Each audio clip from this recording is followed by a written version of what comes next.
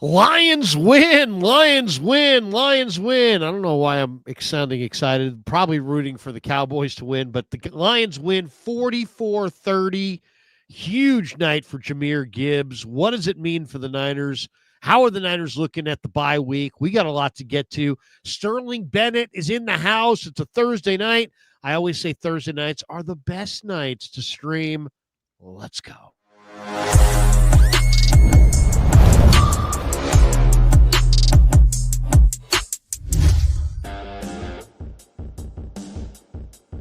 Off and running Thursday night on the Krueger Show. Hope everybody's having a great one. Welcome. It is December 4th, Thursday, December 4th.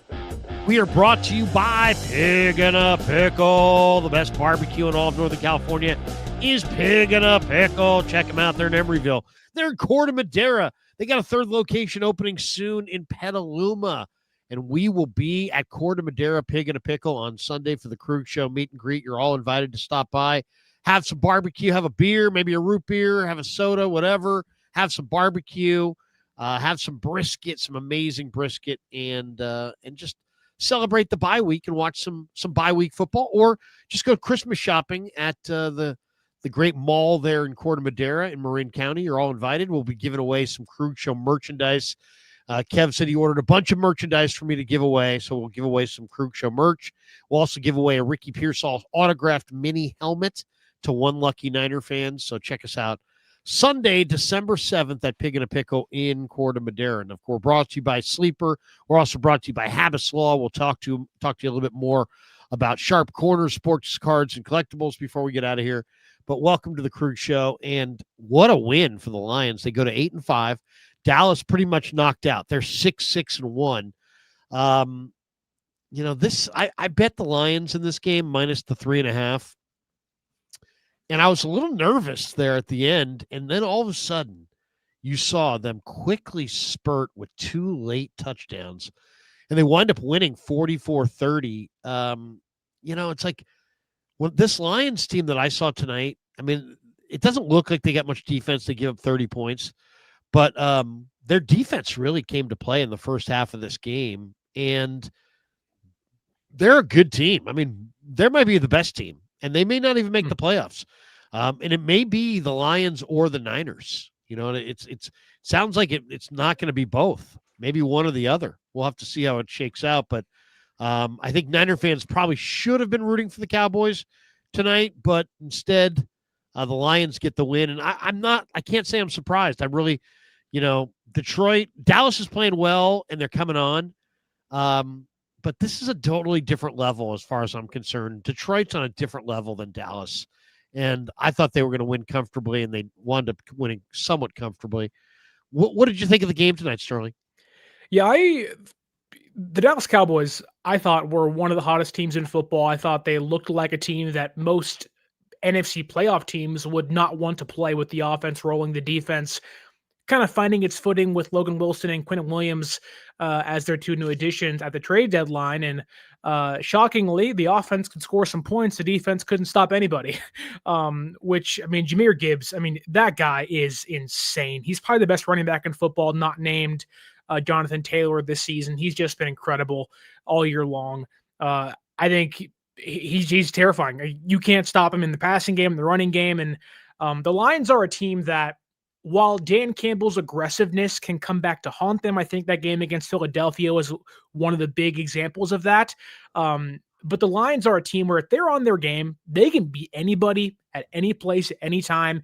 They haven't lost consecutive games, what feels like forever. And if you're the 49ers, I know this is more of a Dallas Cowboys-Lions postgame show, but the 49ers, they're sitting back saying, hey, we have Tennessee in 2 weeks now, and the Rams play the Lions. And if somehow maybe the Lions can help us out and beat the Rams, we beat Tennessee and kind of keep pace, then everything's open for San Francisco. So that is, a week and a half away from here. But the Lions, man, they assert their dominance. And again, if they're hot, they can take on anybody at any place. So the Lions are scary, and you hope at the end of the day they can kind of keep out of one of those top 7 seeds and miss the playoffs for the first time and have a down season. But man, they are really good, and they're really exciting and really explosive. Yeah, there's, by the way, somebody for the Lions named Al-Quadin Muhammad Are you familiar with Al Yes. Quadin from the Hurricanes? 3 tackles, 3 sacks, 3 TFLs, 4 total hits on the quarterback. And he had a day. I mean, the Lions had 5 sacks. I mean, it's funny. If you look at the box score, once again, Dallas had more first downs. Dallas had way more total plays, 76 plays to 57. Dallas wound up with more total yards, 417 to 408. And so you look at that and you're like, wow, how did Dallas lose the game? They were -3 in turnovers. And this is kind of the name of the game right now. It's like, we can say, you can talk about all these different factors, but turnovers are so much the name of the game right now. If you can get turnovers, you can win games. Heck, the 49ers are a perfect example of that. During their 3-game winning streak, they've given up 22 points a game. They forced 7 turnovers. Yeah. And as far as rush yards allowed per game, 36, 69, and 136. But that's really it. The Niners in this 3-game winning streak have forced 7 turnovers. Their defense is still not good, except now they produce 7 turnovers in 3 games. So turnovers, it's the name of the game. If you can take the ball away, man, you can beat a lot of good teams. And Detroit did that tonight. They took the ball away from Dallas, and they got a comfortable win. +3 on the turnover margin isn't getting it done for Dallas. No, and it's why I think San Francisco's defense has played so much better. It's why the offense has also kind of gotten into rhythm. The game against the Panthers, kind of excluding that one, but if you want to hype the defense up, they did their job, and they didn't let the Panthers capitalize on Brock Purdy's turnovers. And you're seeing San Francisco now against the Browns capitalize on their turnovers and get some points on the board. And I think, well, I'm not sure if that's sustainable for the 49ers when they play teams like the Colts and the Bears and the Seahawks in the season. I do think that the Niners they're in a good place, obviously, for a lot of reasons. But when you look at the landscape of the NFC playoff picture, so much can change week by week, right? San Francisco, if all goes right, they could be the number 2 seed by the end of the weekend, which probably isn't likely, but it's possible. They're jumping up to the 6th seed no matter what, because Chicago and Green Bay play each other. And really, Chicago plays Green Bay twice. Like, the Bears could be out of the playoffs when it's all said and done, and they're the number 1 seed right now, which sounds crazy, but that could be a reality if the Lions and San Francisco keep winning. So a lot can change, and wouldn't that be wild if the Bears missed the playoffs right now? I mean, that would be wild, would it not? I mean, they looked, after the way they've been playing the last month or so, they look like the team that has the most momentum. But you're right. I mean, why don't we? I don't usually do this, but why don't we do this? Why don't we share the screen, and I will show people what the Bears' schedule looks like, and you can decide for yourself how they're going to finish. It's rough. It's rough. It's absolutely rough. Here it is right here. Here is the Bears' schedule, and it's a rough one. They play at Green Bay, then they play home against Cleveland, but we know how good Cleveland's defense is. Then they play home against Green Bay. Then they play at Niners on a Sunday Night Football national TV tilt. And then they finish at home at Soldier against these Lions, who are playing great ball and are probably better than the Bears. And I would say the Lions, my guess is Chicago loses 3 more times. They lose once to the Niners, once to the Lions, and once to the Packers. That would be my guess. Yeah. And if you're going to lose 4.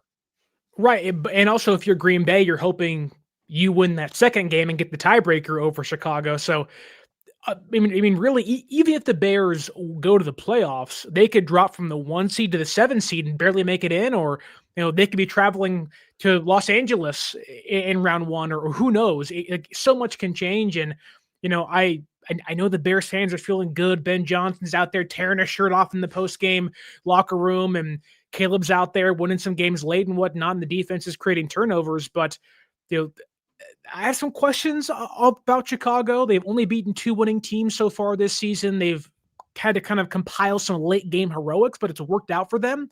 However, if you give the Packers, the Niners, and especially Detroit in Week 18, any takeaways, any turnovers, and give them a big lead early, the odds are you're probably not going to be able to make your way back. So I'm not sure Chicago's way of winning is sustainable for them, but a lot can change from, now to week 18. But the Bears, their spot's not safe atop the NFC, and really no one's seeding is safe, maybe outside of the Buccaneers, but even then the Panthers are like half a game behind them for the NFC South. So everything could change when it's all said and done. Oh my God. I've never seen a more open playoff picture than what you have right now in the NFL. I mean, it's just absolutely amazing when you look at how wide open this thing is. Okay, if I gave you $100 right now, and you could put, or I gave you $200. I gave you $100 to put on a team in the NFC, $100 to put on a team in the AFC. Who are you gonna put it on right now? Who do you feel good about? I mean, it's a tough call because one, all these teams. I mean, some of these teams that you'd want to put money on to maybe win it all might not even make the playoffs. I mean, it's like after watching, are the Bengals going to get in? Do they have a shot? I mean, Baltimore and Pittsburgh are 6-6. Bengals are 4-8. But the Bengals sure looked better than Baltimore last week on Thanksgiving. Yeah. And then it's like, do you put money on Buffalo? I mean, they're going to be a low seed. They're not going to win their division. Looks like New England's going to win the division. There's the Colts, there's Jacksonville, they're kind of wild. There's Houston, who knows? There's Denver, there's Chargers, there's Chiefs. I mean, it's like, are the Chiefs going to get in by the skin of their teeth? I mean, and then in the NFC, it's not a whole lot easier. I mean, in the NFC, Eagles, Bears, Packers, Lions, Bucks, Niners, Seahawks, Rams. If I gave you two teams, one in the AFC, one in the NFC, who are you going to take as we sit here on December 4th? Yeah, I think in the AFC, I take Denver. I just believe in that defense. Wow. They've had some late game heroics. Obviously, you want them to have better starts to avoid having to have late game heroics to win some games. But I just don't know how much the Patriots can carry the momentum into the playoffs. Obviously, they're 11-2. If they get the number 1 seed, would a week off hurt them? Would a week off help them? I don't know. I don't believe in Buffalo if they can't run the football. I don't think Buffalo could run the football against Denver. I don't buy into the Ravens. I don't think the Bengals are going to go to the playoffs. And really, out of the AFC South, I think the Houston Texans are probably the best team in that division right now. And they're in third place, a game behind the Colts in Jacksonville. So I think I'd pick Denver. I don't love Denver's offense, but I think they can compile things together, keep games close, and Bo Nix just has that clutch gene right now to help win them games. But in the NFC, the only quarterback I truly trust is Matthew Stafford. That said, I do not believe in that Rams secondary whatsoever, and I don't love this either, but I may pick the Green Bay Packers. They lost Devontae Wyatt. The running game or the run defense is probably going to struggle, but they figured things out at linebacker. They're getting back healthy offensively, knocking at Tucker Kraft, but Jaden Reed's back. Matthew Golden's back. Christian Watson's looked really good in the last couple games off injury.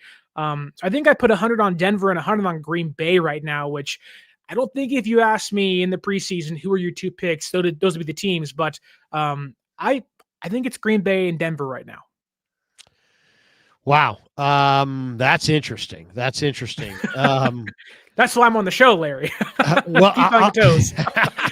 Green Bay and Denver. I mean, you know what? This is why this is a great topic, because there are lots of answers. Okay, I always look at a couple different factors. Okay, one of the factors I like to look at is outdoor record, because almost assuredly you're going to have to play outdoors. Yeah. And I always look to see who's got a good record or a bad record outdoors. Baltimore's 5-6 outdoors. That's not very good. That's not very good at all. No, then I'm looking at the NFC. Outdoor record. Detroit is 3-3 outdoors. They're 5-2 in the regular season indoors. Outdoors 3-3. By the way, Dallas 1-4 outdoors. I always like to look at the takeaways too. I don't know if let me see if I can find the takeaways. Who is leading the NFL in takeaways right now? Maybe I'll type that into my phone. I always like to look at who takes the ball away. Isn't it Chicago? Or at least it was for a little bit. Yeah, let me see. Let's see. Yeah, the Bears. The Bears are leading the NFL in takeaways. Yeah. They are leading the NFL in takeaways. Okay. So there you go. That's a big one, I think. Team takeaway leaders. Number 1 is the Bears. Number 2 is the Steelers. Number 3 is the Rams. Number 4 is the Jaguars. So Bears and Rams take the ball away the most out of the teams that are in there. Yeah, I would say, I think if I had $100 on each conference, I think I would probably play New England in the AFC, even with the injuries they have right now, kind of slowing them down a little bit. But they're playing great ball on both sides of the ball. They got a great secondary. They got a good young quarterback, maybe a great young quarterback. They got a really good young offensive line. Diggs is playing a leadership role in that team. Defensively, I think their back seven is as good as anybody's. I think their secondary is really good, and they've got guys like Barmore playing big ball up front. So I like New England a little bit. I mean, I could make an argument for Denver. I could see an argument for Buffalo. I don't know about anybody else. The rest of those teams kind of don't look great to me. I like Denver, but I would say Patriots would be my team in the AFC, and I'd probably have to go with the Rams in the NFC, as much as I hate the Rams. Just, Stafford and that D-line. Though I do think the 49ers are alive. I think the Niners could beat there's really two teams that I don't feel great about. The Niners against the Lions and the Niners against the Rams. Don't feel great about that. Against the Bears, I definitely feel good about that. Against Philly, I feel good. Tampa, I don't feel great, but I feel okay. Seattle, I would feel really good. Green Bay, I'd feel really good. Detroit makes me nervous. The Rams make me nervous. Those are the teams that I think that might just be like especially on fast surfaces, and both those teams play on fast surfaces. I just think the 49ers defense is going to have a hard time keeping the Rams or the Lions under 40. I just think they're going to need turnovers to win that game. But if it's Niners Eagles, I love the Niners. If it's Niners Bears, Niners Seahawks, Niners Packers, even Niners Bucks, I feel pretty good. But yeah, if I had to bet it, I'd go New England in the AFC and Rams in the NFC. Which, kind of shows it's wide open. By the way, if I say to you, who are I looked at ESPN, did the rankings of the best rookies in the NFL, and they had the top 10 and they had 13 other guys behind the top 10. So they really kind of listed 23 rookies. Not one 49er is among their top rookies in their top 23. If I say to you, in this great year for rookies around the NFL, who would you say has been the offensive and defensive rookie of the year? Who are you going with? I think Carson Schweschinger, probably defensive rookie of the year. He's been phenomenal out there in Cleveland. I know the Browns are terrible, but just the way he's eaten up over the middle of the football field and tackles and run defense, he's left a little bit to be desired in pass coverage, but I think as a second-round draft pick, he's been phenomenal. And I think he's kind of been overshadowed by how great Myles Garrett has been, who'll probably win the Defensive Player of the Year award, but I really think Carson Schweschinger deserves to be in the DP or the Defensive Rookie of the Year conversation. And on offense, I mean, it's hard to not look at McMillan out there in Carolina and say, wow, but I mean, you got Ibuka on top of that. Like, Genty's nowhere near the conversation, surprisingly, because how bad the Raiders are. So I'd probably lean towards McMillan. He's one of the best receivers in football in regards to all stats, not just for rookies. None of the quarterbacks stand out. Maybe you can go Armin Membu with the Jets, but tackles don't really get awards in this day and age. So, I'd probably go McMillan and Schweschinger out there in Cleveland. Yeah, I mean, that's the chalk. I like Schweschinger for sure. I think you'd have to go with him. I'll go with Egbuka over McMillan. I just think Egbuka's been a little bit better. He's a little more refined. McMillan gets a little bit few more targets, but he's on a team that has lesser weapons and, kind of a lesser offense overall. I like Egbuka. I'm going to say Egbuka and Schweschinger, but man, McMillan, it's really probably between McMillan and Egbuka for that Offensive Rookie of the Year award, unless Tyler Warren just has an amazing finish to his year. What is your thoughts on the latest on Brandon Aiyuk? I heard today that the NFL Network reported that they believe that voiding Brandon Aiyuk's guarantees is a preemptive move by the 49ers to initiate parting ways with their veteran wide receiver, whether it be via trade or release at the end of the year.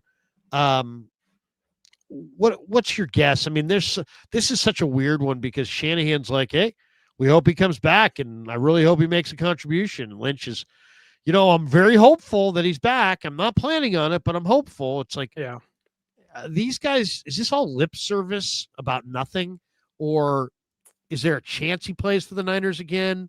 What's your read on the end game of Aiyuk? I don't think you ever see Brandon Aiyuk play in a Niners jersey ever again. The minute you take away guaranteed money for a player that clearly doesn't want to be there, in their words, didn't really take things too seriously in his recovery, wasn't at the facility when he needed to be, and rubbed the wrong people the wrong way. I think he's done. I don't think he wants to play for them. I think they can say, oh yeah, we'd love to have Brandon back because it helps them down the road if he recovers, because they can trade him if he looks kind of like himself. But I do think, and maybe if the Niners wanted to get really nasty with things, which I don't think they want to, I think they felt like their hands were forced to void the guaranteed money. If they really wanted to get nasty, and if they somehow medically clear him and he refuses to play, then you can go down a whole other road as of getting more money back and all that stuff. But I don't know. Like it sucks because I love Brandon Aiyuk and what he offers to the team. And Pearsall has been a non-factor since he came back, which there's a lot of reasons for that, but he hasn't done much. And this team needs a number one wide receiver. And I think things are gearing up towards a first round draft pick being spent on one again in the upcoming draft in 2026, which isn't ideal. But BA seems done, mentality-wise seems done. His brand was out there posting like, we gone, which isn't what you want to see from a guy you paid a lot of money to. So I think he's done. I think he'll go sign with Washington or go sign with Chicago in the offseason and go be, their 2A, whatever, to whoever else they have out there, McLaurin, Odunze, whoever else they have. It just seems like the marriage is over. They want a divorce. It's just, how can we make it not as ugly as possible before we part our ways in the offseason? So if he's not coming back, it's interesting. This last game, it was a lot of McCaffrey, a lot of Purdy, a lot of Juszczyk, a lot of Jennings, a lot of Kittle, and not a lot of anybody else, right? I mean, nobody else. Bourne, no. Pearsall, no. Demarcus Robinson, no. Jordan Watkins, no. Brian Robinson, no. It's all basically just two or three guys on offense. Are any of these other receivers going to step up? I mean, is Demarcus Robinson going to step up? Is Ricky Pearsall going to step up? Excuse me. Are we going to see Jordan Atkins or Jacob Cowing activated and contribute? Is Kendrick Bourne going to get back into the mix? Is Sky Moore going to get into the mix? Give me a receiver that you think isn't in the mix now that might actually do something between now and the end of the year, because it's like I feel like they need a little something, and it doesn't have to be Ricky. It could be Demarcus Robinson. It doesn't have to be Robinson. It could be a Jordan Watkins or a Cowing or a Bourne or a Sky Moore. But beyond Jennings, they need another receiver to play a significant role. Can Pearsall be that guy? I think Pearsall can be. It just seems like outside of a third down conversion, which was clutch for the Niners against Cleveland to help keep that drive going and get a field goal before halftime, it just seems like there's been, whether it's opportunities not there or just Purdy not targeting him or him not being open, it's been a lack of Pearsall. And that sucks because I think he has the potential to be a really good wide receiver in the offense. You saw it to begin the year of what he could be, and he was on pace for 1,000 yards, and we all said, oh my goodness, here comes Pearsall. He looks phenomenal. And he's earning his stripes. But I will go on a limb and say that Demarcus Robinson will see an increased level of either production or at least snaps on offense. You got a random end around jet sweep against Cleveland, which was odd to me to see that, but to each their own. And I think that his skill set fits what Purdy wants to do offensively, push the ball downfield at times, and hopefully not make mistakes. But Kendrick Bourne just kind of seems like the safety net guy in case Jawan goes down. Hey, get back out there, KB. He's a guy you bring in there in case someone needs a breather, but I wouldn't expect too much from him. I don't think Watkins sees the field at all unless someone, a lot of guys get hurt. Cowing, I think really until Sky Moore turns into a pumpkin, which may never happen because he's been so good for them as of recent. I don't think Cowing gets activated. I think they walk into, the rest of the season with Pearsall hopefully becoming the number one guy, and Jennings, who's been really productive the last month and a half or so since the Giants game, and kind of banking on Robinson finally making impact after signing into a 2-year deal in the offseason. Well, I kind of have hope for one of the speed guys, either Watkins or Cowing. I mean, they say Matt Barrow says Cowing may make it back at some point. They really liked him in the offseason. He was a very good player at both UTEP and Arizona. So, and then Watkins was a terrific player at Ole Miss. I got to think one of those two guys maybe can make a contribution. Obviously, the likely guy is Pearsall because he's a first-round pick and he's going to get that run. He's going to get those opportunities. But it's really time for him to produce because they really badly need him to produce. We were talking about most underrated player on the Niners on both sides of the ball. And yesterday or earlier this week with Raj, who stands out to you if I say underrated Niners? Give me one on offense, one on defense. On defense, I think as of recent, I would say Upton Stout. I think he's had a heck of a great last month. The Rams game, I know certainly it doesn't always favor him in the matchup with Puka Nacua and whatnot, but I think Stout's been phenomenal the last 3 games or so going back to Arizona. I think it's been his best stretch of football. Obviously, his mentality just fits what Saleh wants to do. He's aggressive. He's a good blitzer. He just has a knack for being around the football. Now, he doesn't get takeaways, but I think he's done a heck of a job in coverage and kind of come into his own late in the season. He's done what you expected other guys in the rookie class to do. As of, week 12, week 13, start hitting your stride and looking like the guy they believe you can be in year number 2. I think Keon White also belongs in that conversation as of recent. Since they got him, he's been a nice kind of plug and play guy. He's made some plays, big fumble recovery against the Cardinals a couple weeks ago, and being one of their more consistent pass rushers on the interior. On offense, though, it's hard to say because it feels like 3 guys are the offense, but underrated, I'm going to go ahead and say Spencer Burford. He ain't perfect. He has some mistakes at times, and I know they were going through rotation at left guard, but I really have been impressed by Burford. He played left guard in high school. He was kind of a swing tackle, then a real tackle at UTEP, and they've been kind of playing him at right guard and right tackle. They didn't really have a place for him the last couple of seasons, but I'm actually more confident in Burford as this team's left guard, especially in pass protection over a player like Ben Bard. So I'll say Spencer Burford simply because there really isn't many guys to choose from besides the main core we've seen this year. Yeah, I'm gonna go with Brendel. I mean, he hasn't given up a sack this year, and I think a lot of people's first thought is negative when it comes to Brendel. Yeah. But I think he's been kind of called out so many times that I think he's playing his best ball. I think he's actually playing pretty good ball. The other guy I'd go with on defense is Jordan Elliott. I just think with a line there's all this turnover, Jordan Elliott quietly has been durable and he's been pretty productive. He's been a really solid player in the middle of the defense. Is he great? No. Is he a superstar? No. But he's just been a very solid player, I think, across the board. One of the concerns, someone said, do you have a major concern about the Niners? Well, one of them is starting to be that they have no freaking speed. The Niners are 25th in explosive offensive plays with 5.2 a game. We're talking about 10 plus yard runs or 20 plus yard receptions. Chicago's number 1 in football, by the way. 7.8 per game. Niners are 25th out of 32 teams, 5.2 a game. Do they have enough explosive capability to to be the kind of offense that they need to be potentially in this playoff run to the Super Bowl? Are they explosive enough offensively, or are they more explosive than they appear than these numbers may indicate? Just because right now it doesn't sound they're not producing. They've had the hardest time producing a 20-yard run, and they don't have any real big play receivers, and then they have a hard time. That's why it's like they're kind of a team that's got to play even or from ahead.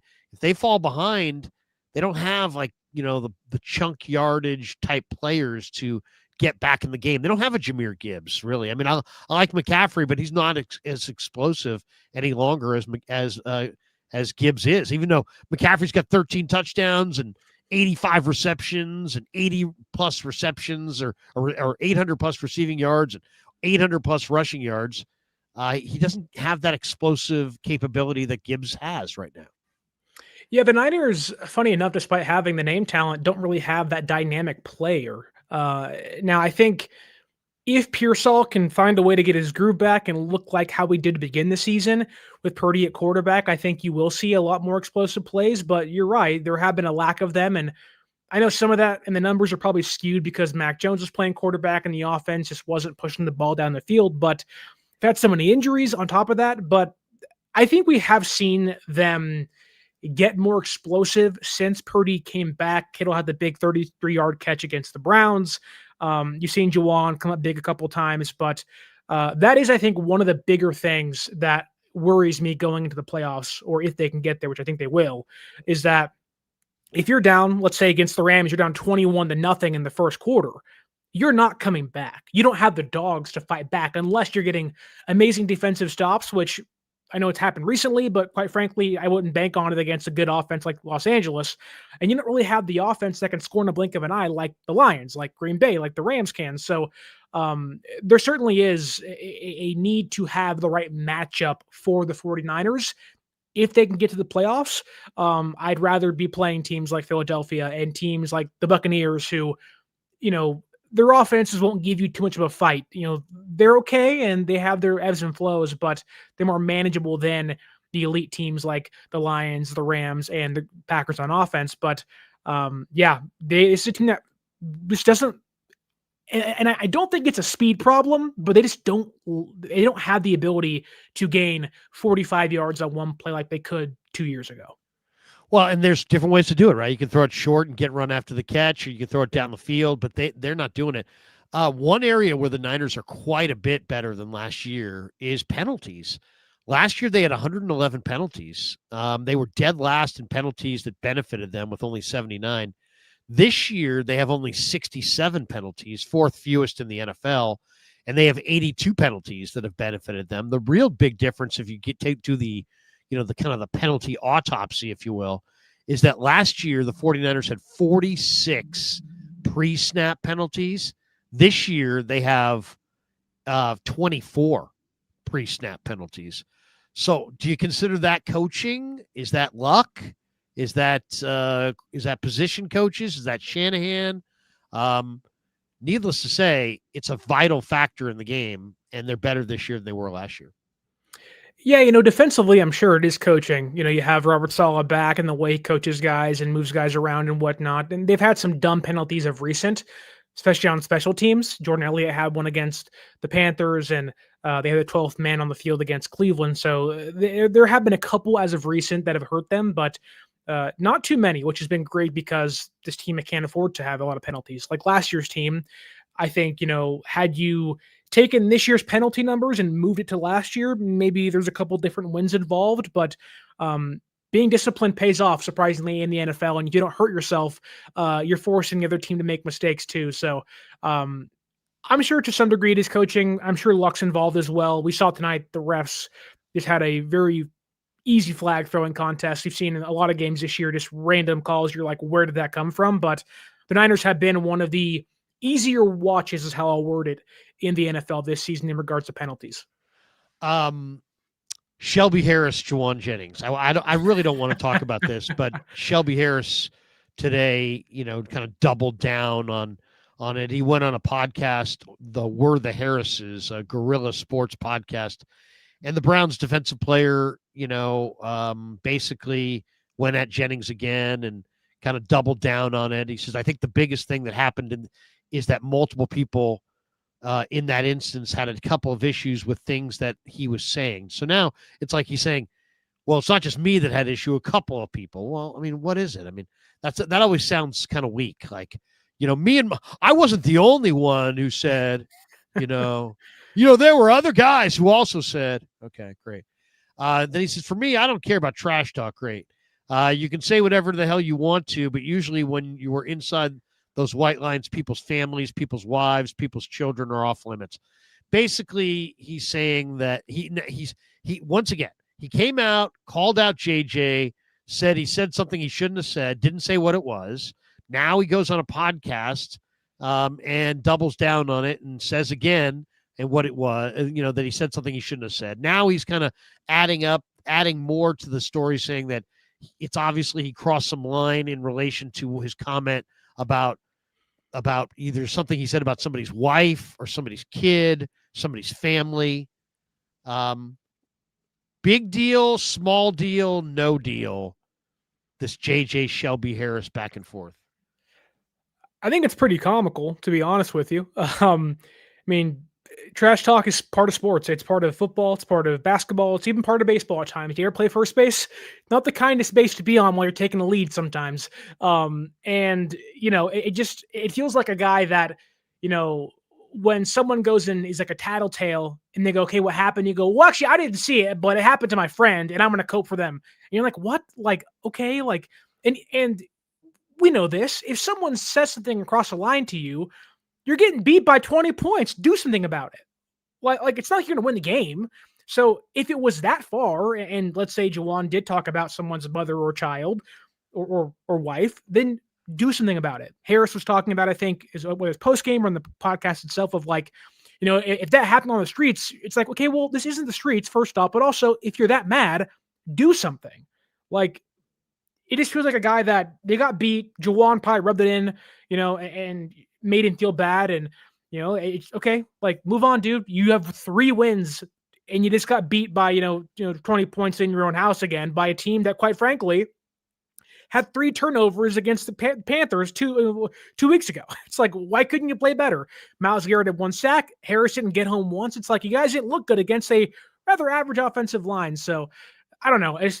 Feelings were hurt, but I think Harris should just kind of zip it and play better as the year goes on. But JJ, Draymond Green, same person. Bet there's a ruffled, then you move on. I would say no deal. We got a guy in here saying, hey, heard on Twitter Jennings was talking about Harris's mama. And, it's like, did you not go to middle school and high school and, your friends at the lunch table didn't say things like that? It's like it all happens. I mean, what? I mean, what really kills me are the media people in the presser who ask Shanahan if he's okay with it and then try to intimate that they know that JJ crossed some invisible line that's heinous. And then we're asking Shanahan, are you okay with him? It's like, we don't really know what he said. Shanahan doesn't really know. Nobody really knows exactly what was said. But then it's bad enough that it's like JJ crossed a line, which is always like, I always hate the people who are like in the midst of chaos, all these guys in the middle of the field talking trash. You're now going to try to police it with rules. Oh, you can say this, but you can't say that. And he went too far. And what we're now going to decide afterwards, what's too far and what's not too far. And then we're going to ask Shanahan about it because it's like, and then Shanahan is going to have to be on record as saying it's okay or not okay. And what if something like this comes out? What if the guy today went on this podcast and said, he said that my newborn should be killed. Oh my God, that's terrible. That is awful. Now Shanahan's already on the record as saying, hey man, it's no big deal. I don't think it's a big, so I hate that kind of questioning. I hate the kind of gotcha questioning, that kind of, if he said this, then that, but if he said that, then this. And if you're endorsing what he said and he said something that was too much, then you're both snagged in this terrible web. And, I hate that shit. I really hate that. It's just, it's like, it's what do you so expect the coach to say? I don't like my guy that talks trash, and that's his brand of football to not do it. I don't know what he said, but like, I don't play in between the white lines. I'm on the sideline. I don't know what's going on. I just see the play and I'm out there calling plays offensively. It's like, what do you expect the coach to say? Like, yeah, I don't like it. And JJ's like, what do you mean you don't like it? Like, that's how I play football. And you loved it when I was winning and doing all these things. It's like, I don't know. It's Juwan Jennings. Like, enjoy him while you can. You might not be back at all. So enjoy the punches to the gut and below the waist, and enjoy him getting some Browns defensive players triggered in the meantime for the next 4 weeks or so, for as long as he's here. All right, next topic. Eric Kendricks, he's going to wear number 43. Is he going to do anything? Do you have any belief that Kendricks is going to make an impact? Do we see Kendricks pretty soon now because of the injuries at linebacker? Yeah, I don't know what the status of Bethune is. I think Kyle said that he may come back after the bye week, which I think would kind of eliminate Kendricks from being a factor into the defense. But I don't know. Like, is Eric Kendricks washed? He might be. Like, I'm not expecting much. Coverage last year were bad. Right. And so it's like, okay, if you're not good in coverage, then why? He's a depth guy. You get that veteran guy, been around for a long time. And I don't know. He played for a really bad Cowboys defense last year, which I know Mike Zimmer was there and that's his guy. But like, if you're bad on a bad defense, you're probably not a good player anymore, unless somehow you can get to a new coach and you're still young. But Kendricks is like 32, 33, played for like over half a decade and whatnot. He's been around for a long time. My only thought would be if there was a concern Nick Martin concussion continues, maybe Kendricks comes back, but Martin should be fine with the week off this weekend. So but the signing doesn't move me at all. He's just a guy. He's a depth piece. You might as well bring back Demetrius Flanagan Falls too. They're all the same basically at this point in time late in the year. There's a reason guys aren't signed through week 13, through week 14, because they just aren't good enough. And so I think Kendricks fits in that mold than most guys. And I don't know. He'll do what Devondre Campbell couldn't do. He'll play the whole year, but I wouldn't expect much from him if he does get out there. Yeah, I don't expect him to do much. I really don't. We'll see. I mean, hopefully he won't need to do too much. That would be my first concern. The other story of the day, and we've seen this week, guys like Laken Tomlinson got cut. Today, Darnell Savage asked for and was granted his release by the Washington Commanders. Ragnow tried to come out of retirement to play for the Lions, and he didn't pass his physical. Darius Slay, got cut loose the other day, was going to Buffalo, then said, I may retire. I'm not really sure if I still want to play. He's kind of in limbo. Let's talk about Savage for a minute. I really liked Darnell Savage in college, and then I really liked him in Green Bay. I think he's a really good coverage safety, and at least he was a couple of years ago. I know it all goes by fast in the NFL, and you got to be current. You got to keep up on these guys and their injuries and how far they're slipping and that kind of thing as the years go by. But it was just a couple of years ago what year was it where Green Bay went to Dallas and upset them in the playoffs? Was that last year or 2 years ago? Wasn't it, or was it 3 years ago? I mean, he was a major player at that point. This guy's not old. It can't be more than 28 or 29. Should the Niners kick tires on Darnell Savage? I don't think so. I'm actually been pleasantly surprised with their coverage the last couple of weeks. Now they're playing, mediocre to bottom tier offenses. So, when you play better competition, it might change. But I'm actually been rather happy with, like, Mustafa looks great and he's looking like his old self, which is great to see, getting turnovers and it's the way he plays, so aggressive. Jair Brown, I think, got lucky against the Browns. She had a couple of tackling miscues, but he's been playing better as of late. I also just ask, he'd probably be a practice squad guy if you're going to bring him in, but I don't know. It just feels like that I wouldn't want to sign guys that I believe are over the hump or are asking for the releases on, again, the Commanders are a terrible defense. Why can't Savage play? Like, that's my question. And to me, that's kind of concerning. Yeah, I mean, he might have some kind of an injury that we're not aware of. A lot of times when guys get cut late in the year, they have some kind of injury that, that maybe it has not been reported or whatever. Let me just take a look at his game log this year. He only has 10 tackles on the year. He's played 8 games. Eight games. Yeah. Yeah, he had 4 tackles against the Bears. He's got 10 on the season. So yeah, I don't know if he's healthy, but that would be, to me, that's a good player. I mean, we're talking about a guy who, let's see, he was born in 97. So he's not, he's 28. He's 28. See how many years he's played in the NFL. Came into the league in 19. So 19, 20, 21. 7? Yeah, 7 years. This year he played with Jacksonville. He played with Green Bay the first 5 years. Then he went to Jacksonville in 24, was there at the beginning of the year this year, then played with Washington. I don't know. I like him a lot. To me, this is a guy that, especially since you're kind of young back there, I've liked that, it seems like in past years they've been looking for a DB late in the year, and it's like this guy to me is hugely talented. I would definitely be interested. What are the odds that the 49ers run the table? They're favored by 12.5 at Tennessee, by 3 over the Colts, by 2.5 over the Bears, by 2.5 over the Seahawks. All of those are at home except for the Colts game. Will the Niners run the table? If not, where do they lose? I would give them a 65% chance to run the table. They'll beat Tennessee. If they don't, then what's going on?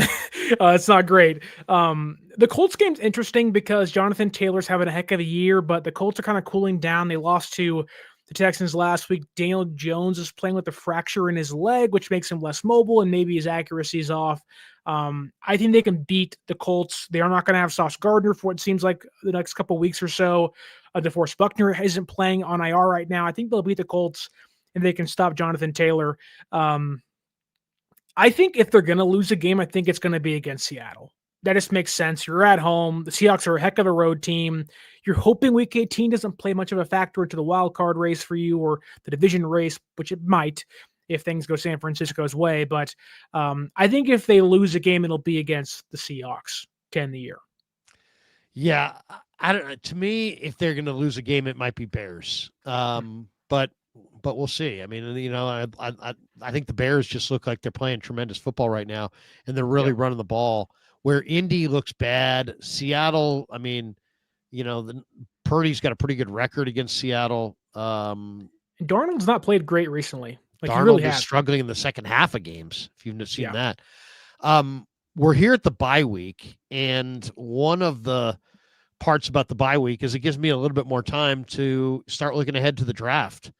And I had Matt Miller from ESPN, the NFL draft analyst, on KMBR earlier this week, and Dane Brugler yesterday came out with his first mock draft.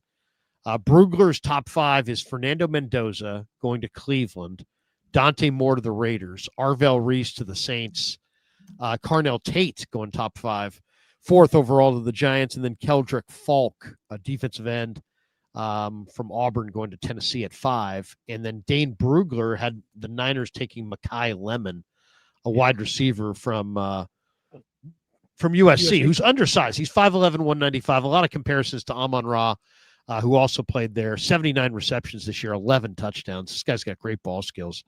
So he's got Mekhi Lemon coming to the Niners. And then Matt Miller's mock has Fernando Mendoza going 1, but not to Cleveland, to the Jets. Dante Moore going 2 to Cleveland. Francis Maui-Goa, the offensive tackle, going third overall to the New York Giants. Jordan Tyson, the wide receiver from ASU, going 4 to Tennessee. And Ty Simpson, the Alabama quarterback, going 5 to the Raiders. And then Matt Miller, in his mock, has the Niners at 23, taking the big defensive tackle from Ohio State, Caden McDonald, 6'3", 326 pounds. Give me a thought on the draft. I'll say this. There's a lot of talk about the quarterbacks, Mendoza and Dante Moore and Ty Simpson and these guys. I'll say this. I think by the time the draft rolls around, Lenora Sellers is going to be in there. I don't know how, but I just really believe he's going to be a fast riser. This guy's 6'3", he's 240. There's a lot of Anthony Richardson in him, which makes maybe teams pause, but you're talking about one of the best arms we've seen ever, and a guy who's athletic and mobile and played in the SEC and has had some phenomenal games. I think he is the wild card in this draft, the South Carolina quarterback. And I think Mendoza's going 1. After that, I think it's wide open, and I think Lenora Sellers is going in the first round. Give me your thoughts on the draft, and then we'll and who those guys have mocked to the Niners. One guy says wide receiver, the other guy says D tackle. Neither says offensive tackle, and I think that's considered to be kind of their primary need. Yeah, the draft this year, I think, is one of the more compelling things because the quarterback class isn't very good, or at least on paper, it's not very good. You could be in for another 2021, which we all know how bad that went for a lot of teams, including San Francisco. Albeit they are capitalizing on Mac Jones right now. Speaking of Mac Jones, I think it could be a good time to trade Mac Jones if they want to do that during the offseason. I think teams will call, and I'm sure they'll have some discussion. I don't know if they'll pull a deal off, but I think there'll certainly be some discussions that are had. That said, it also really isn't a good offensive tackle class. It's more of a guard class, which quite frankly isn't a bad thing for San Francisco. Guards can become centers, and sometimes really good guards can help you out, and you build the interior of your offensive line. It's not a bad thing. So, it really feels like that maybe a guard's taken in round 2 or 3, and they can help improve the interior, which maybe frees up guys like Christian McCaffrey and the rest of the running backs more. But, in a perfect world where this one is far from it, you'd love Caleb Downs to be in San Francisco across from Malik Mustafa roaming the back end of the defense, but it's not going to happen. But he's so fun to watch. And Saleh coming back, which I heard Justina Anderson say about 6 or 7 teams have been talking about or mentioning his name as a potential head coach this offseason, which that seems a little absurd, but to each their own. That said, I do think San Francisco will either go for a wide receiver or get that pass rushing defensive tackle. You like what Alfred Collins is doing as of recent, being that run stuffer. West is proving to be kind of the replacement Kevin Givens, and hope with the higher upside, he'll grow into more of a role. You're going to lose Yetur Gross-Matos in the offseason. You got Keon White for that reason. From the Patriots. You love what Mike Hill can bring when he's healthy, but he has to stay healthy. You get Bosa back and you have Bryce Huff. Like, you can see the archetype of like a really good defensive line coming into the fruition, but they are missing that interior pass rushing defensive tackle. And I think, you look at guys like, I think it was Matt Miller or Dane Brugler had to San Francisco. It was a guy from Ohio State. I think I'm forgetting his name for a second, but well, there also is Carnell Tate? Yes. Carnell Tate? The defensive tackle. Caden McDonald. Yes. Like, that team makes a lot of sense. Get a pass rusher on the interior, pairing with Alfred Collins and Mike Hill. And like, I know a lot of fans didn't love passing on Walter Nolan this draft, which makes sense. He looked really explosive, but go get him or go get a version of that in this next year's draft. And you walk in 2026 saying, oh my God, this defensive line could just be dogs everywhere. That said, though, if you lose Aiyuk and you lose Juwan Jennings, I'm not going to be the person to tell Kyle Shanahan you can't have another wide receiver. Like, it's not going to be me. And I would not be shocked to see Mekhi Lemon, knowing what he can do behind the line of scrimmage, pre-snap, the speed he has, the ball skills he has. There's a reason why he's being mocked this early to San Francisco. And in a receiver room or a class that actually is pretty deep, Lemon, I think, may be one of the better ones. But first round's always a controversial one for San Francisco fans. Have not been a fan of the recent picks they've had, but I think defensive tackle may make some sense. But you have to have receivers that can separate, and they don't have those guys with Pearson not playing well. And if you lose Juwan and Aiyuk, receiver I think is on the board, if not the highest on their board in this draft class. It's funny. It's like, there's a lot that has to happen between now and draft day. I mean, draft day is months away from now. It's not till late April. It's in Pittsburgh this year. But just looking at the board a little bit and watching a lot of college football, I would say it's probably offensive tackle, wide receiver, defensive tackle, defensive end. Those would probably be the 4 positions that I would say are need positions. When I look at the offensive tackle group, I kind of like the guys that aren't going to go in round one. I like Jennings Dunker from Iowa. I like Xavier Chaplin with the wrestling background from Auburn. I like Emil Wagner from Notre Dame, who's going to be a day 2 or day 3 guy. I like J.C. Davis from McClymonds High School in Oakland, who plays for the Illini as a day 3 offensive lineman. So I like going offensive line a little later. Wide receiver, I love Carnell Tate, and I really love Jeremy Bernard from Alabama. But the guy that I watch more and more, and I think, man, I don't know if I could pass on this guy, is Chris Bell from Louisville, who's 6'4", 220, and runs in the 4.4s. He's really explosive, and he reminds me a little bit of Terrell Owens. He's just such a big physical receiver. So I'd be looking at those receivers for sure. Tate's going to be gone. Bell's probably going to be there. Bernard might be a little bit of a reach. He's probably more of a second-round pick. I love Caden McDonald and Dominique Orange from Iowa State, Darrell Jackson from Florida State. I think only McDonald I'd probably take in the first round out of that group.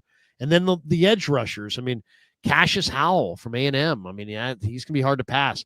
Gabe Yakis from the Illini is really intriguing. And then after watching Ohio State, Michigan, Kenyatta Jackson, my God, he had a phenomenal game in that game. 6'6", 265. He looks really good. But when I look at this board, the more I think, you know what? Based on the way I'm looking at these guys, it seems like the Niners might be staring at some just absolutely awesome defensive changing impact linebackers. I mean, the mocks that I'm looking at, Sonny Styles from Ohio State is there. C.J. Allen from Georgia is there. And Anthony Hill from Texas is there. And I think all 3 of those guys are going to be Pro Bowl caliber linebackers at the next level. Sonny Styles has, probably the greatest compliment I can give any player is that if you watch the film and you swear the guy's smaller than he is, that's a great sign. So, like, when I watch Sonny Styles, I look at a guy that looks like, maybe 6'2", 215. He's like 6'4", 235. He moves like a much lighter, faster guy.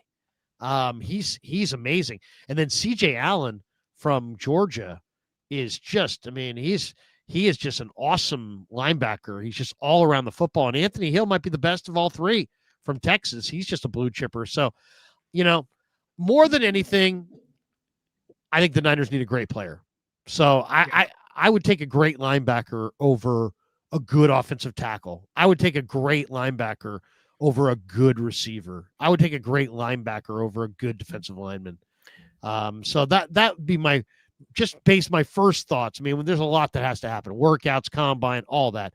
There'll be all kinds of juggling and, guys moving up and down the board. But right now, I would say the value that's going to be staring them in the face is at linebacker with Styles and Allen and Hill, all headed towards great NFL careers, all supposedly going to be on the board in the late first round. And it's funny too, because, again, there's so much that has to happen. Like you said, it's just like the Niners could also walk into the draft, with more picks if they trade Mac Jones and they maybe somehow somebody wants to trade for Aiyuk and get their hands on him. I don't know. That's probably not going to happen, but you never know. The NFL is crazy at times. Who thought Micah was getting traded and Quentin Williams is getting traded? I know I didn't when the year started, but here we are now. Anything can happen. And, it would be a big treat if the Niners could be able to, walk away with, in my opinion, not maybe the biggest need, but if you get a linebacker, maybe you don't have to pay D. Winters, who may want a nice chunk of change in a couple of years if he keeps playing well. Maybe you go get another edge rusher or defensive tackle, and maybe losing Jordan Elliott and Yetur Gross-Matos and maybe Bryce Huff in 2 years doesn't look that bad. And so it's not to say you're planning for the future, but in some degrees you kind of are. But you also got to pay Pinheiro. You got to find the new punter, which I know isn't a lot of money, but still.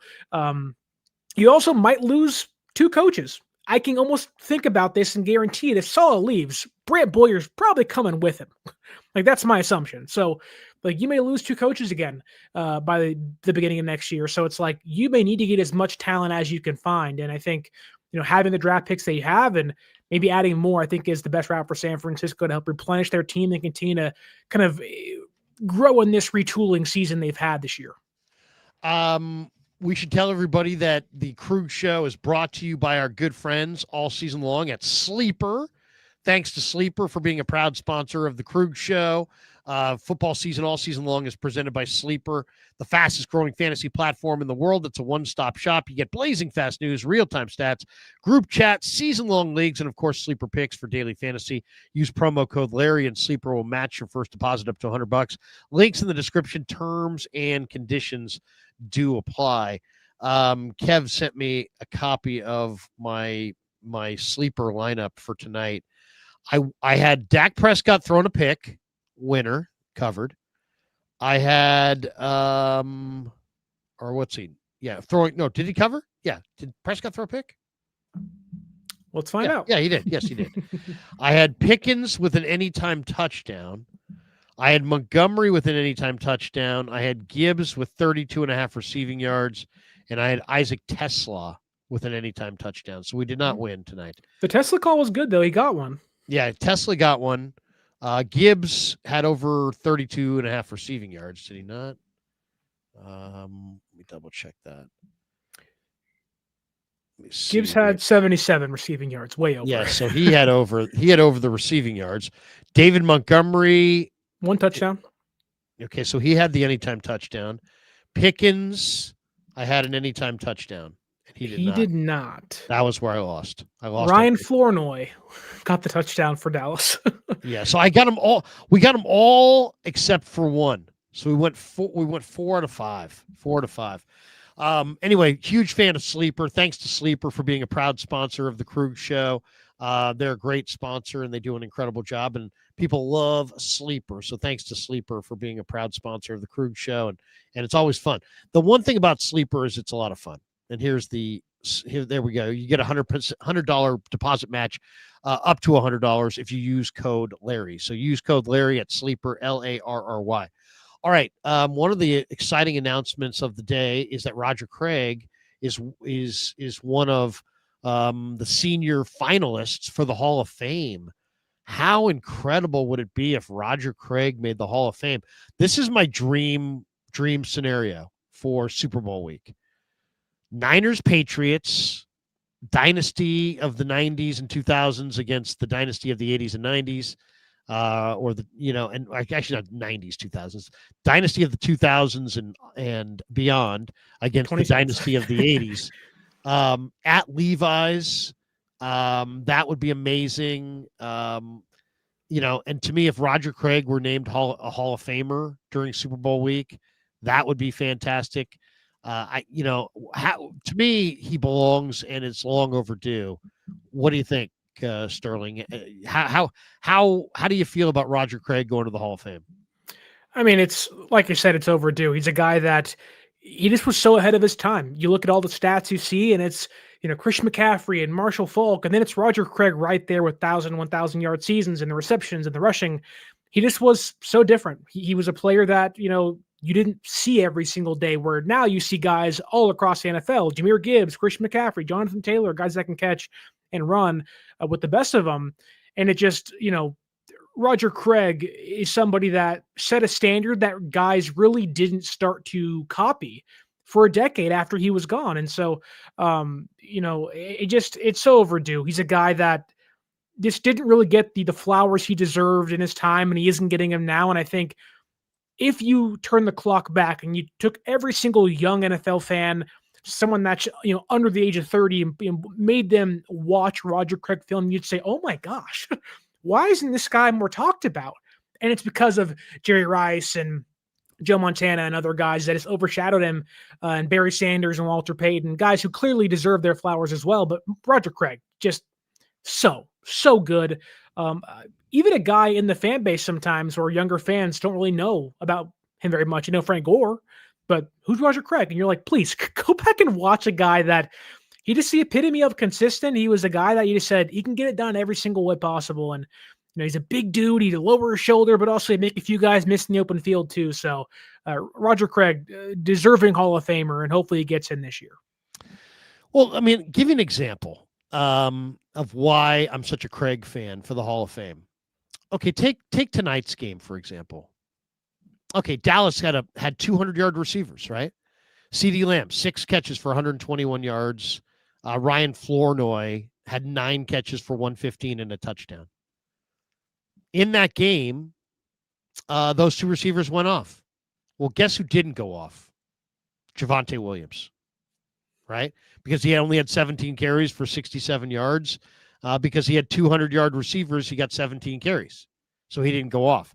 Now let's flip the card and look at the Lions. The Lions got a great performance out of Jahmyr Gibbs, right? 12 carries for 43 yards and 3 touchdowns, and then 7 catches for 77 yards. Okay, well, what did Amon-Ra do? He didn't have 100 yards, and he didn't have a touchdown. So why? Well, it's because he played with Jahmyr Gibbs. Did Amon-Ra benefit tonight from playing with Jahmyr Gibbs, or did Amon-Ra statistically was he hurt by playing with Jahmyr Gibbs? See, I think when people talk about Roger Craig, they always say, "Oh yeah, and he played with Rice in Montana." Like, oh yeah, because he played with Rice in Montana, he should have had fatter numbers. But anybody who understands football knows there's only one ball. And it's rare that you go into the locker room and there's a receiver that had 150 yards and a receiver and a running back who had 150 yards. It's usually one or the other. Oh, the running back had a big day and the receiver didn't. Oh, the receiver had a huge day and the running back didn't. And that's why, and it bothers me. Roger Craig's numbers were suppressed by playing with Jerry Rice. Jerry Rice is the greatest statistical force the league's ever seen. He's got records that still are in the stratosphere, and the league's more of a passing league now than it was when he played. And Jerry was fueled by insecurity, and he needed the ball, and the Niners knew he needed the ball, and they fed him the ball. Roger, on the other hand, was a team-first guy through and through who was very confident, and he wasn't fueled by insecurity, and he was just happy with the win, where Jerry was like, hey, man, get me the damn ball, right? Well, if you have one personality on your team that's like, get me the damn ball, you get him the damn ball. And the guys who are not like that wind up getting the ball less. It's just my way of saying that, we've all these analytics people that can analyze all kinds of different things. Why can't they see that Jerry Rice, the greatest statistical being the league's ever known, suppressed the numbers of John Taylor, Brent Jones, Ricky Waters, Roger Craig, basically all of the other weapons that played with Rice, their numbers, especially their touchdown numbers, were suppressed because they played with the great Rice and he scored them all. And so I think that's what's going on. The other argument that to me just bugs me. How come the Steelers win 4 titles in the 70s and they have 14 Hall of Famers from those teams, and the Niners won 4 titles in the 80s and they have 7 Hall of Famers? I mean, the Steelers have Terry Bradshaw, Franco Harris, Lynn Swann, John Stallworth, Mike Webster, Joe Green, Mel Blount, Jack Ham, Jack Lambert, Donnie Shell, Art Rooney, Dan Rooney, Chuck Noll, and Bill Nunn. The Niners have Joe Montana, Jerry Rice, Ronnie Lott, Fred Dean, Eddie D, Bill Walsh, Charles Haley. Now, they also have Willis and Bryant Young and Steve Young, but I'm just saying those guys were in the 90s. I'm just talking about the Niners of the 80s are only represented by Montana, Rice, Ronnie, Dean, and Haley. And the Steelers have 14 guys, and then Walsh and Eddie D. But I mean, 14-7? Double? They have double the Hall of Famers? Is that fair? Is that equitable? Or is that because Pittsburgh's really close to Canton? Or because Steeler Nation is, really, really huge? Roger Craig, I mean, I have the numbers in front of me. Roger Craig has better numbers than Larry Zonka, than Earl Campbell, than Ollie Matson, than Franco Harris. Then Roger Craig has only 200 fewer receiving yards than Lynn Swann. Lynn Swann was a receiver. Roger Craig was a running back. And Lynn Swann's in the Hall of Fame, and Roger Craig's not. And don't tell me about the 1990 NFC title game fumble. Screw you. You're kicking a guy out of the Hall of Fame because of a single carry? Really? I mean, come on. That's just ridiculous. So this is This is, every back from the team of the 80s except Roger Craig's in the Hall of Fame. Every back from the team of the 90s is in the Hall of Fame. He really should be there. Gary Reason said it. He said Walter Payton and Roger Craig were the two best backs of their era. They could do it all. This guy was a Pro Bowler at fullback, at halfback. He was an All-Pro. He scored 3 touchdowns in the Super Bowl. Probably should have gotten the Super Bowl MVP. Instead, it went to Joe. Roger Craig had over 100 yards in the Super Bowl where Rice got the MVP. He had over 100 yards receiving that day. Roger Craig is, if Bill Walsh hadn't died prematurely, he would have gotten Roger Craig in just on the clout of his name and his opinion. I'm Bill Walsh, and I say this guy's a Hall of Famer. But Walsh died too young, and he never got a chance to really argue for Roger. And the Niners have gone through ownership changes and all, building stadiums and all kinds of turmoil and transition. And nobody's taken ownership of Rodgers' Hall of Fame candidacy. And it's just left out there dangling. And he belongs in. He absolutely belongs in. And I think this might be the year. And how amazing would it be for Roger Craig to be announced at Levi's Stadium on Super Bowl Sunday, in a Super Bowl that includes the Niners and maybe McCaffrey, as a Hall of Famer. I mean, I want that so, Sterling, I want that so badly for Roger, because he's the kind of guy that won't toot his own horn. And so somebody else needs to toot it for him. Anyway, I'm older than you. I saw him play. I feel obligated to jump up and down and say, what the fuck? Roger Craig belongs in the Hall of Fame. Well, I'm sorry. You're not wrong either. He's just a guy that, again, I just don't think many people hear about a lot, whether you're younger or you're younger than me. I'm 29 now. If you're in your teens or maybe you're in your early 30s, Roger Craig isn't the name you hear often in NFL circles, because he isn't, one of the, guys you just hear, oh, this guy was elite, Walter Payton, Barry Sanders. He wasn't the guy you go back to the 80s and you're like, oh man, Roger Craig. You just don't hear about him. So he gets lost in the fray, or lost in kind of the sands of time in the NFL in the ether, when in reality, Roger Craig should be someone that fans, the media points to and say, this guy got it done in the 80s, but you take him into the NFL now, he might be one of the best backs in football. Like, he really transcended the era of which he played it. And I think, he set the tone for modern NFL running backs. And again, that really didn't catch up until 2010, which is shocking. But, it was Craig, Falk, and then now you have all the guys nowadays. And he's one of the first guys of his kind. And I think, trendsetters don't often get the flowers they deserve. And Craig was the ultimate running back trendsetter in the 80s. And you're seeing it now in the 2020s. I'm glad that we're on tonight. In a lot of ways, he was like Jahmyr Gibbs. He was a very similar player to Jahmyr Gibbs. Very explosive in the, throwing the ball in the flat. And is Jahmyr Gibbs like this awesome pound it between the tackles runner between the tackles? No, but he's good enough, and he's headed towards the Hall of Fame. Especially if you look at the numbers he's putting up. All right, couple last ones, and then we'll bolt. You don't win it all in the NFL or in sports without getting a little lucky. Luck is a factor. And it's hard to quantify because it's just that, right? It's luck. And if you say, give me an example, well, like, I think I'm a baseball fan too. So I'm a Giants fan, San Francisco Giants fan. 2010, they trade for, they actually were trying to block the Padres from picking up Cody Ross. So they put in a waiver claim on Cody Ross, and he had a little money on his contract. And the Marlins said, tag, you're it. Oh, you claimed him? Now you got him. The Giants didn't even want Cody Ross. They were just trying to block him from going to the Padres. But he was one of these hot and cold hitters. And when he got to the Giants, he just happened to get hot. And he carried them. And he won the NLCS MVP, I believe. And they won the World Series. And Cody Ross was one of the main reasons. It's hard to believe. And I'm looking at the Niners right now, and I'm looking at Clelin Ferrell, and I'm going, this guy's never had, he was the 4th pick in the draft way back when by Mike Mayock out of Clemson. Bad pick by the Raiders. Shocking. Yeah. But Clelin, that was, a number of years ago.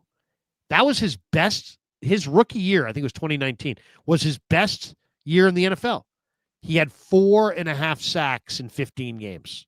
Okay. Best season in the NFL. Niners signed him in week 9. He's got 4 sacks and 11 pressures in 4 games. Is this just, beginner's luck and no big deal? Or is Clelin Ferrell, going to be kind of a junkyard dog and an underrated key cog, and they're going to get what they need out of Clelin Ferrell? I mean, they couldn't get what they needed pass rush wise out of Chase Young, but are they going to get it out of Clelin Ferrell? It looks like they may. I would love to see this version of Clelin Ferrell play on a defensive line that had Nick Bosa and Mike Allen, Yetur Matos, and Bryce Huff fully healthy. It'd be so fun to see him be, Robert Beal can go away for a little bit of time, and, you can just put Clelin Ferrell in there and say, wow, we have, 5 guys that can, clog space or just have high motors. And I think Ferrell, one thing I'll give him credit for, he just doesn't give up. Like, his motor is so high, the effort's just there. Every play he's out there, which he isn't out there a lot, but he's out there enough, and he's out there doing what he's supposed to be doing and making plays. And you can say his sacks have come against the Browns offensive line, who on paper, the name value carries, but aren't the same. But it doesn't matter sometimes. You're seeing Clelin Ferrell out there with high effort, fighting through guards and tackles and centers. And I think, if they can get some guys back, Samo and Yetur Matos, who aren't world beaters by any means, but just have a deepened rotation. To what degree, I don't know how deep it may be, but Ferrell is a guy who's first-round talent. You already said a 4th overall pick, which in retrospect wasn't a great decision by the Raiders, which, whatever, but that doesn't mean he can't prove value to. He was good in his first stint in San Francisco pre-injury, being a good run defender on early downs and stuff. So Ferrell just seems like a guy that embraces the scrappy mentality of a young Robert Saleh defense with the rookies around him. And it's a guy you want in the room, a guy that's like, look, we could be down by 10, 20, got to keep fighting. And that effort you want on a team that's so depleted defensively, high effort goes a long way on a team like this. He's got a little junkyard dog, man. And, it's like he said to me, came in, why here? Why now? And he's like, I want to win. It's like, this guy was a top 5 pick. When you're a top 5 pick, you get nice bonus money. He's made some money. He's probably got a little money in the bank at this point. What he doesn't have is that ring, and he wants that ring. And, he's hungry for it, which is really, really cool. Really cool. And I don't know. I mean, sometimes guys outperform our expectations. Maybe him and Keon White can be that combo of guys that outperform their expectations, and we sit around going, oh my God, look at these guys. We also sit around and say, oh my God, look at Habis Law. 1-800-INJURED. They will fight to make it right. Thanks to Habis Law for being a proud sponsor of the Krueger Show. I just wanted to say thanks to Habis Law. They're involved with so many great initiatives. The latest is, do you ever look at the coaches who win relentlessly, the legends, the architects of dynasties? These are systematic warriors, disciplined, obsessive, unwavering. They outwork, outthink, and outlast everybody. No shortcuts, no drama, just pure, unfiltered domination. That is Omar Habis, Tariq Habis, and the Habis Law team. When Habis Law goes up against the big insurance companies, the ones that stall and deny and hope you'll give up, they don't blink. They grind them down. They expose every weakness. Habis Law hits with strategy, pressure, and relentless preparation, because Habis Law knows every inch of the Bay Area legal playing field. Nothing, and I mean nothing, catches Habis off guard. If you've been injured and you want to win, there's only one call to make. Visit HabisLaw.com. That's Habis Law. They will fight to make it right. 1-800-INJURED. Thanks to Habis Law for being a proud sponsor of the Krueger Show. 2 little videos I want to show here at the end. This one right here I think is really good. This is Brock Purdy scoring in the end zone off Coach Yak's Twitter. Great highlight here. And then he comes back to the sideline. He's saying something to Mac Jones. I think we get live mic here. Here we go. This is Brock Purdy in Cleveland scoring his touchdown on the keeper, the zone read keeper, and then did the Dougie. And here we go.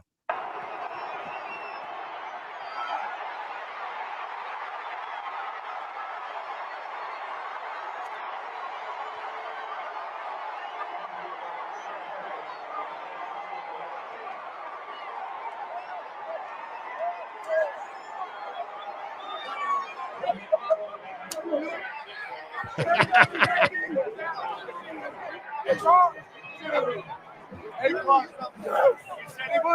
said he did.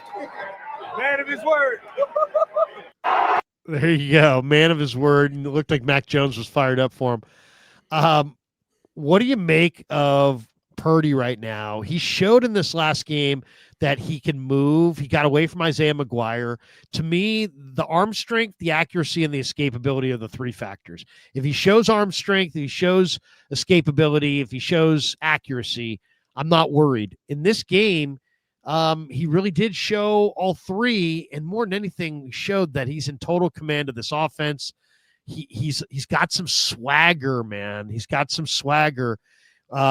We were so focused on the turf toe that we really haven't talked about the story of the year, which was that Brock Purdy in training camp looked awesome. And we're starting to see him play at a pretty high level right now. What did you think of the Dougie? What did you think of Purdy? And is Purdy, he took better care of the football. If he just takes care of the football and makes good decisions, he threw 7 footballs away last week. I thought this was one of his best games as far as decision-making. And I think decision-making is a huge part of playing winning quarterback in the NFL. So if he can take care of the football, I think we saw the escapability, the arm strength, and the accuracy. I don't know if he's going to have it or if he's going to get worse because we just don't know. But I think he gives them a shot. What do you think? Yeah, what did George Kittle say? Little white boy's got some motion in him, which is never a bad thing, right? It's always a good thing when you see your quarterback moving in the pocket, avoiding some pressure, and also scrambling for some touchdowns. Brock's got swag to him that I think the fans and definitely the team rally behind him and rally around. He's so fun to watch, and I think this may have been, and maybe I'm forgetting a game last year, but this may have been Brock's best game in a year and a half. It really may have been. With the defense he was facing, coming off a rather bad game against the Panthers, throwing 3 interceptions where you're just like, what is happening?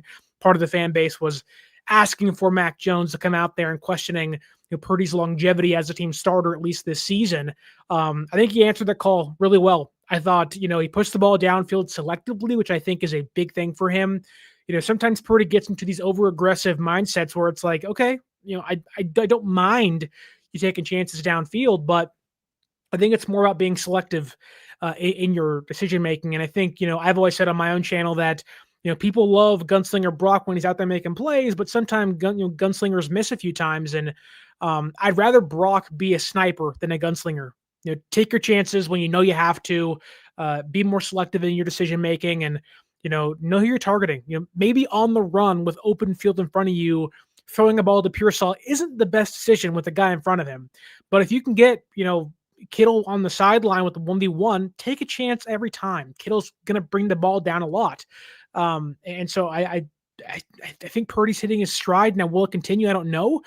Tennessee shouldn't give him too many fits, but when you have your quarterback, no matter who it is, but if it's Brock Purdy with a rather average defense behind him, if he plays clean football, lives to fight the next down, which he hasn't been doing a lot the last 2 years now, and just plays safe, complete football, this team can go a long way and surprise some playoff teams that may be ranked ahead of them. So I think Niner fans that may have been so down on Purdy against the Panthers should be equally as up on him after that Browns game and what he did last Sunday.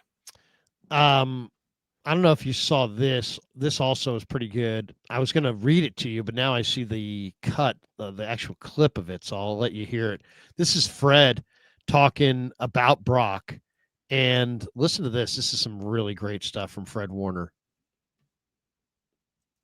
You would think of, those top tier quarterbacks and having to really stand in front of the team and be the rah guy. Like, I think the perfect example of a guy that I think of as a Hall of Fame, just super ultra motivator. I think of Drew Brees in that huddle, like when he over there doing that chant with them boys over in NOLA, man, that's like the guy I envision of man, that's a franchise quarterback. But at the end of the day, man, I've been around, some great quarterbacks, and right now Brock Purdy being, the best of all of them probably that I've been around. And he's also another one that's a little bit more reserved and everything like that. But I think the common denominator amongst outstanding quarterback player in general, that competitive fire, that nature in them, where when things get on the line, regardless if it's a practice, if it's a game, like there's just that dog in you that just come out. Yeah. You know what I'm saying? And Brock Purdy got that through and through. I remember back when he was a rookie and he's playing on the scout team against us, and I'm barking at him, I'm giving it to him, and he giving it back right to me. And I'm like, oh snap, this is Mr. Irrelevant. Like, this is the last pick in the draft, dog. Like he over there with the no looks and he doing his boop, boop, boop. And now you see him out there on Sundays dugging on them folks. Like, come on now. You got to have a certain swag, a certain confidence about you.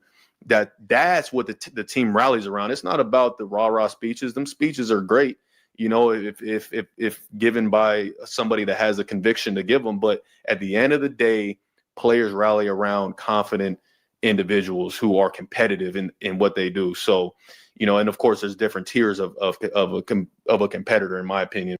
When people, there you go, good stuff there from Fred, and it's like these guys, they believe, whether content creators, media, fans, whether we believe in Brock Purdy or not, doesn't really matter. The guys in that room believe in Brock Purdy. I'm in that room every week, and I can tell, I know what I'm watching. And I talk to these guys on the record, and I talk to these guys off the record. There is a belief in that guy. Now, what's really unique about the Niners situation is that there was a belief in Mac Jones this year, too. I mean, they really believed in him. He did an amazing job. I thought Jones did one of the most amazing things I've ever seen. He walked into a room that already had an established quarterback leader, and he took leadership of the team for half the year, and he did it in this very organic, real, down-to-earth, I'm not going to be anybody but myself kind of way. I mean, Sterling, this guy is not Brock Purdy, and I think maybe some of the Dougie that you saw there is Brock Purdy looking at Mac Jones going, hey, man, I need to loosen up a little bit. Mac Jones is out there. He's loose. He's, I think Mac Jones showed Brock a couple things: how to be loose and how to take care of the football. I mean, Mac Jones did a phenomenal job taking care of the football. And I think Brock Purdy, if Brock Purdy just takes better care of the football, if you just say Brock Purdy in any game where he doesn't have multiple turnovers, I'll take my chances, man. I will take my chances with Brock Purdy against anybody in the NFL if he does not turn it over. Simple as that. Turnovers are his bugaboo. If he can somehow protect the football, I think I'll take my chances on the road, at home, against any team in this league, AFC, NFC. I really believe strongly that Purdy can get it done. I really think they both can get it done, and I think it's a major advantage for the 49ers, to be honest. I mean, look at the quarterbacks in the NFC right now. They're in the playoffs. Okay, Matthew Stafford's the best one. He may win the MVP when it's all said and done. But after him, do you really trust Caleb Williams? Caleb's had a couple nice plays here and there. Maybe he's getting better in his first year with Ben Johnson, but there's still some blimps. There's some second-year stumbles. Probably trust Purdy some more. I 1,000% believe in Brock Purdy over Jalen Hurts, who's been terrible this year for Philadelphia. Yeah. Doesn't want to throw it down the field. And he can't see the middle of the field. He's just kind of a sitting duck of like, what do I do? And, Baker Mayfield is very streaky, and on his best game, I'd probably take Baker, but Baker isn't hot right now. And if Baker doesn't get hot, the Bucs are probably one and done if they don't make the playoffs altogether. And in that case, I'd take him over Bryce Young. I may take Purdy over Jordan Love on certain days, and Jordan Love's known to have a couple of big mistakes in the playoffs and in previous seasons. I'd probably take Purdy over Sam Darnold, despite what Darnold's doing this season. Second half games are not his stronghold, and there have been more pumpkin sightings as the winter months have come and gone. Brock Purdy, you could make an argument, albeit maybe not from the physical trait standpoint. You can make an argument Brock Purdy might be the second best quarterback in the NFC playoff picture right now, and I would not say no to that. I think you're right. I mean, I said this earlier this week in a live stream. I'll take Stafford because Stafford's having a great year as a Hall of Famer. Yeah. I take Purdy next, and I don't even have to think about it that much. I like Caleb's talent, but I would definitely take Purdy. All right, one thing that is really cool that is coming up is there is a brand new AMC Plus documentary on the Niners. Have you seen? Have you heard about this? I've seen the preview. February 1st and February 2nd. It's coming. And there's a 90-second to 2-minute preview here that I want to share with people because this thing is damn good. And there's some amazing if you're a Niner fan, this will get you fired up. So I'm gonna share the screen on this as we're about ready to finish up. But I do want to share this. This is an amazing. If you have 90 seconds, check this out. This is great. This is the trailer for the documentary, which is going to be voiced by Tom Brady, who obviously grew up a Niner fan. Here it is. So my family had season tickets to the San Francisco 49ers. That alone made me fall in love with football. I was Joe Montana throwing passes to Jerry Rice. Rice is there. The model for winning is a star quarterback. Montana has the body. Touchdown. It's hard to measure what's in people's desire. I'm a competitor. You have a Jerry. Never thought that I was going to get drafted by the San Francisco 49ers. And a Ronnie. The way that we went about fighting for inches, We're going to climb the hill. And then here comes Steve. I was a left-handed scrambler. Talk about an oddity. look at the things they're trying to do. This is a football of the 80s. This city deserves a winning ball club. Eddie DeBarlo said, all I want is for you guys to win. Phil Walsh. They call him the genius. The West Coast offense, nobody else was doing it. If you ran it right, it was unstoppable. Joe Montana was all of a sudden one of the hottest names in America. Montana is down. And Candlestick Park becomes silent. To suddenly have the greatest quarterback to ever play the game get yanked. He was the best in the game, and I was trying to be. Game on. I'm better than he is. Off we go. Steve Young comes on. Here comes Joe Montana. Steve Young. And now Joe Montana is coming back in again. All this man thought about trying to have a competitive advantage. Here we go. Where you have the pressure to win or you fail. That made it very, very difficult. There was a high level of expectation for greatness. And in the end, they changed the city. For this team, for this coach, for this owner, for this town, they'll never forget this day. No one could appreciate what we went through and how great it was being part of a dynasty. I don't know that it isn't the best team that's ever been. I mean, how amazing is that trailer? Was that amazing or what? I mean, I'm getting chills just watching that. I mean, seriously, that was an amazing freaking trailer, was it not?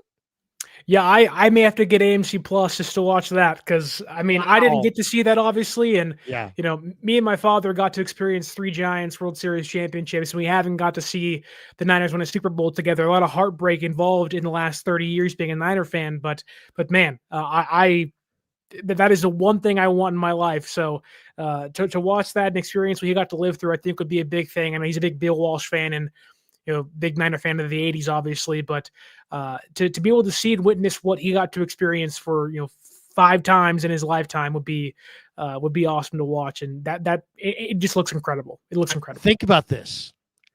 This documentary airs February 1st and 2nd on AMC and AMC Plus. Then give me Brady's Patriots with Drake May against Brock Purdy and the Niners at Levi's in Super Bowl 60 with the Shanahan, you know, Trent Williams, CMC, Kittle, with this whole core. You know, they haven't gotten their ring yet. It's overdue. How amazing would that be? How amazing would that be? We focus so much on they don't have this guy, they don't have that guy, they're not this, they're not that. But you know what? Everybody's kind of watered down. It's a war of attrition, and anything can happen. And who knows, if the Niners are the right breaks, they could be the 1 seed, and the road to the Super Bowl in the NFC could come through Levi's in Santa Clara.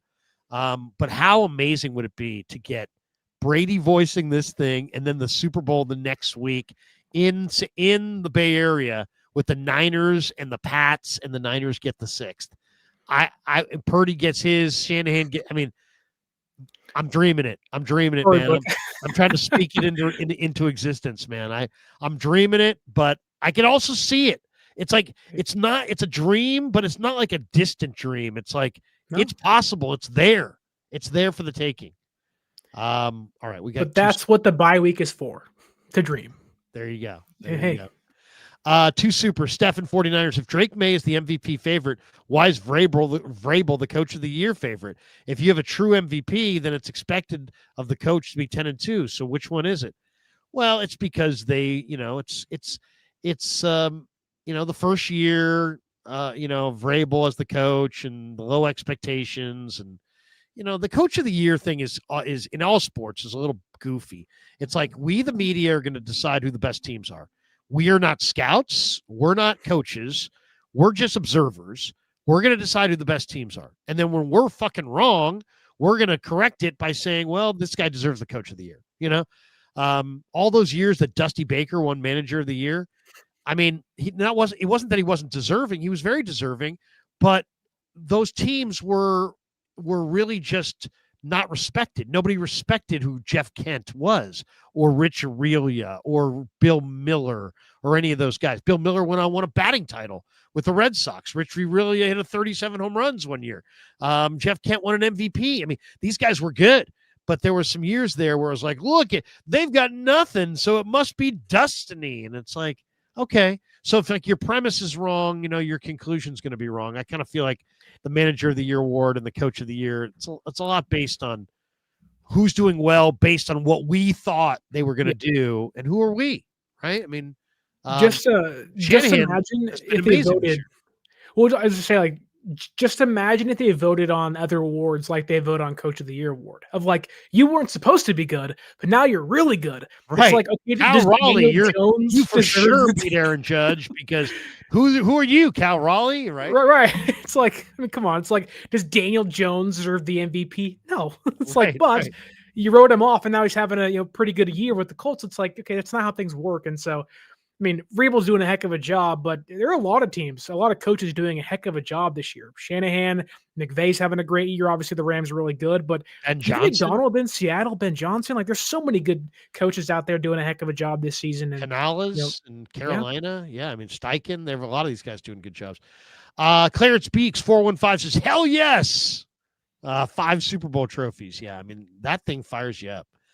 When I saw that today, I'm like, you know what? I got to play this. Then I'm thinking I may get demonetized, but you know what? I'm gonna if we get flagged, I'll just have Kev take it out. But it was awesome, and it had to be in there. So there you go. All right, that's gonna do it for us. We are an hour and 37 minutes into our live stream. Over 1,300 people still hanging out. Thanks to Pig and a Pickle for being the title sponsor of the Krug Show. Thanks to Habis Law for being a proud sponsor of the Krug Show. Thanks to Sleeper. And we should also tell you, join us at Habis Law. Join us at Pig and a Pickle on Sunday, December 7th, this Sunday, for the Krug Show meet and greet. We'll be hanging out, watching football and drinking beer and eating barbecue. So if you want to do that, if it sounds attractive to you, there's also a mall. It's right in the mall there. So if you want to bring the wife or girlfriend and let them go Christmas shopping while you hang out and talk some ball, or maybe your girlfriend is a big fan of the show and you just want to go do Christmas shopping, whatever floats your boat, will be in Corte Madera on Sunday. Stop by. And we should tell you, we're going to give away a mini autographed mini helmet that has Ricky Pearsall's autograph on it. And it was given to us by our sponsor at Sharp Corners Sports Cards and Collectibles.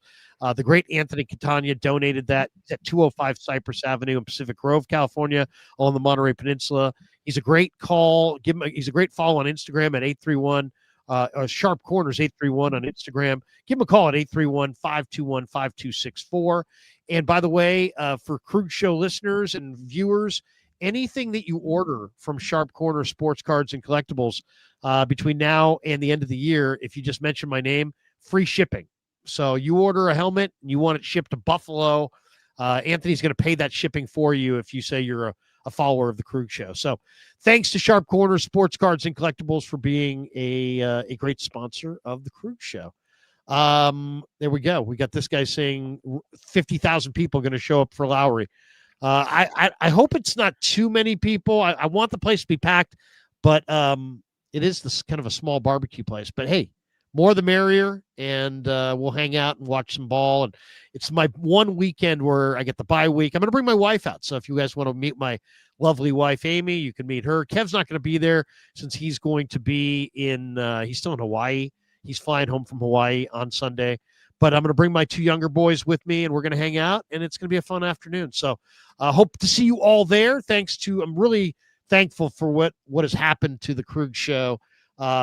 It's just an amazing transformation. I mean, I knew the show was going to be popular, but I didn't think it would be what it is. And here we are sitting here with 64,000, almost 65,000, viewers and 2 million views a month, and all kinds of sponsors and support, and our TikToks are blowing up, and our YouTube's blowing up, and everything. It's really going well. So I just want to say thank you to Kev, mostly for running the channel. He does an amazing job, and he works tirelessly to make this channel great. And I want to thank my friends at KMBR. I want to thank my broadcast friends like Sterling here, because you know what, we have these. This has been a really great 90-minute, or a little bit over 90-minute show, and it's not nearly as interesting as if I'm just sitting here pontificating. Having somebody like Sterling who knows the game cold and has been covering pro sports for a while is really a major advantage to this channel, and having guys like this on a regular basis contributing has been great. So not only do I want you guys to hit like and subscribe over here, Sterling is going to tell you about his channel. And if you would do me this favor, if you guys would all take the time and just take a minute or two and go over to Sterling's channel and hit subscribe and follow and support him and his journey on YouTube, I would appreciate that quite a bit. So Sterling, thanks for your time tonight, and tell people about your channel, and I'll get the advertisement out of the way here, and maybe we can send some people towards you. Yeah, thanks for the kind words as always, Larry. Always fun to be on the show with you. I know we've met a while back in 95.7 The Game, and happy it's carried over now that I'm no longer in the Bay Area. So happy to be doing this with you on Thursday nights. But everybody in the chat watching live on YouTube or afterwards, you can find my channel simply at 49ers Access, 49 ERS You can also follow us on social media at 49ers.access is the Instagram. Over 20,000 followers there. Then 49ers_access on X or Twitter, and of course on all the podcasting platforms your heart desires. And as always, Larry, you're the man. Hey man, always a pleasure. Sterling's fantastic. Check him out, and have a great night, everybody. Peace. Yeah, never met a man I've been scared of. Can't